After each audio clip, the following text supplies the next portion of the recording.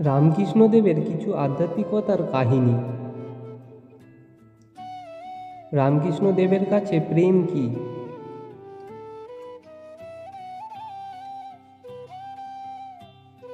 নীতিবোধের পুনর্জীবন। রামকৃষ্ণ বরাবর বলতেন, সততা ও পবিত্রতার বিকল্প নেই। তথাগত বুদ্ধের মতো তিনিও ধর্মকে বহিরঙ্গের জাঁকজমক,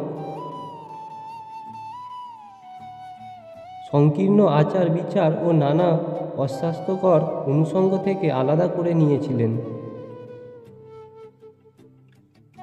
এর ফলে নতুন প্রজন্মের কাছে আধ্যাত্মিকতার গ্রহণযোগ্যতা বেড়েছে।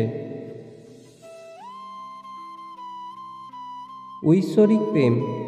প্রেমকে রামকৃষ্ণ জাগতিক আবেগের স্তর থেকে আধ্যাত্মিক প্রেরণা স্তরে উন্নীত করেছিলেন।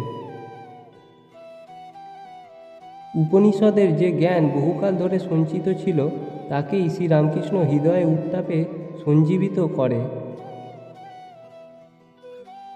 মানুষের কাছে পরিবেশন করলে, যাতে আধুনিক যুগের কর্মব্যস্ত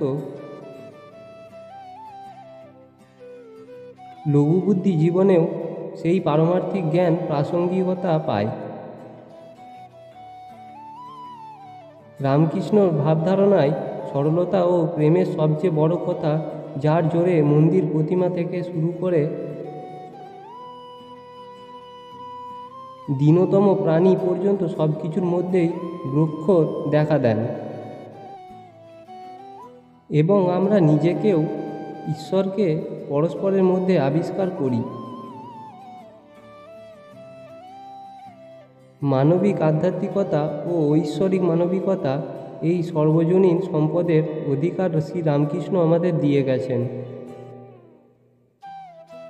ভিডিওটি এখানেই শেষ করলাম। আপনাদের কেমন লাগলো বলে জানাবেন।